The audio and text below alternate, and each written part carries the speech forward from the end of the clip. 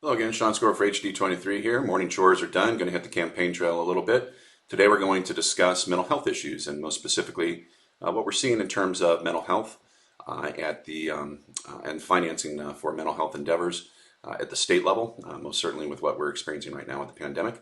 But on that note, we're going to transition over to maybe something that's a little bit more pleasing to watch, some more of the farm videos as we discuss this topic. So here we go. A couple of nights ago on a National Alliance for Mental Health moderated panel discussion with various candidates, we had a chance to close our position with a 2-minute speech. I was really glad that I went near the end as it gave me a little bit of time to come up with what I was going to say about a recurrent item that was discussed by the panel, and that was money. Representative Noble, who I sincerely admire for having walked into a potential hornet's nest with his head held high, and Representative Gomberg, really also impressive for his knowledge on the issues, we're looking at mental health as a funding issue, strictly dollars and cents. How much money was in the general fund? What were the other claims on that money? And to that I replied with a version of what I'm about to say now.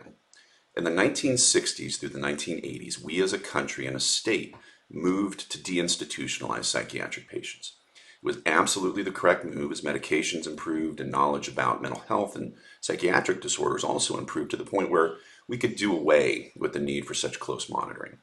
It was also the right move because the psychiatric system had become something of a quasi off-the-books incarceration system.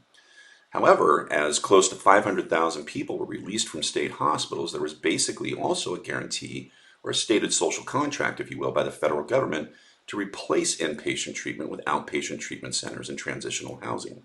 However, mental health issues, being regarded as something whispered about but really never dealt with, fell through the cracks, and through a series of punts back and forth between the state and the federal government, politicians basically washed their hands of the issue. It's not new in this country that those in the most need are frequently the ones without a loud enough voice to enter the debate and push their agenda. Mental health matters have always fallen into that realm. Less than a third of the potential facilities ever materialized. Our inpatient psychiatric bed space plummeted, meaning people in mental health crisis had nowhere to go but the ER or jail, where they languished. So in short, the social contract was broken. Now we see the repercussions, from sky-high incarceration rates, drug abuse rates, overdose deaths, and homelessness, and the pandemic is further straining those weak points in our society. However, there is also substantial savings to be had in reforming police budgets to focus on mental health issues and social issues. There's also substantial savings in actually standing up the community mental health centers and housing shelters that we were originally promised, as they take the burden off of the inpatient or the ER housing and evaluation of patients, which is an extremely costly method of evaluation that really just sets up a revolving door as care is never truly delivered and the person in question is never truly treated.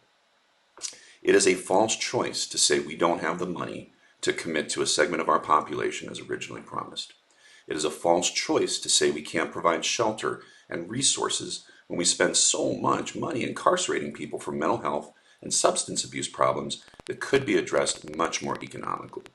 It is a false choice to look only at the pile of money in front of us, or not in front of us as the case may be, and say there's nothing we can do. The money is there, the imagination is lacking. And the true choice to be made is whether we have the inclination to use that imagination, find the savings, and apply those savings to a population that we broke our promise to, and a series of problems we as a society have created as a result of that neglect.